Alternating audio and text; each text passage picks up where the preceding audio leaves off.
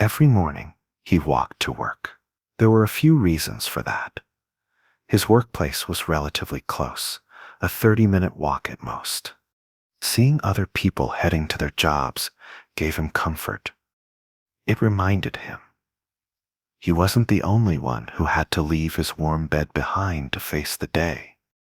And the most important reason, recently, he had been catching a pleasant scent along the way, one that reminded him of good memories from the past. He had made a game out of it. By the end of the week, he had to figure out which passerby wore that fragrance and strike up a conversation. He did this every day for no particular reason, maybe just to stay distracted, or maybe because that not-so-popular perfume wasn't something just anyone would wear. And if someone did, maybe they were like the person he used to know. Days passed, and in the bustle of the crowd, he never found the person who wore that scent. Once, because of an early meeting, he had to take a taxi instead of walking. In the taxi, he smelled the scent again. Now it was starting to feel truly strange.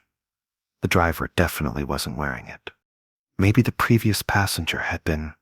He couldn't just ask the driver who it was or where they'd been dropped off, but he also couldn't stop his curiosity. He came up with an idea.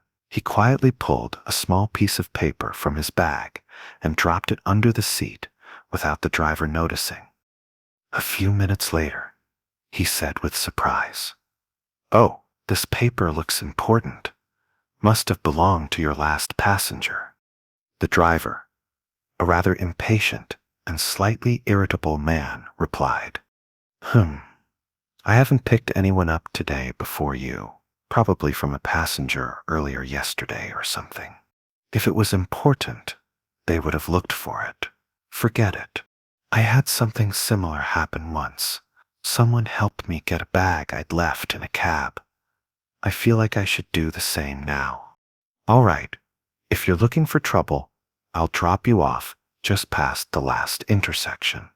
That's where the last passenger got out. A woman, around 40 to 45 years old, but you'll need to cover the fare for the extra trip. Sure, of course. He got out near the intersection, but then realized he had no clue how to find her, except for the scent. He returned home, disappointed. He had completely forgotten the reason he took a taxi in the first place, an important meeting he had now missed.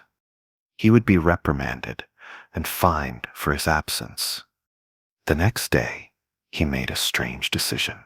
He would buy that perfume and gift it to someone he met.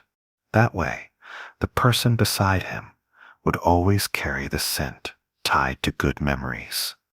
But of course, he knew this was wrong. Loving someone because they remind you of someone else is a kind of betrayal. Still, he believed it might help him let go of the obsession, so he bought the perfume. A month later, he met a coworker. After several months of mutual interest, he decided to take things more seriously. On their second romantic date, he gave her the gift. She was surprised. She believed that gifting perfume would bring separation. Reluctantly, but pretending to be pleased, she accepted it. She smelled it and said something that shattered him. This scent reminds me of terrible memories. I'm sorry, I'll never wear it.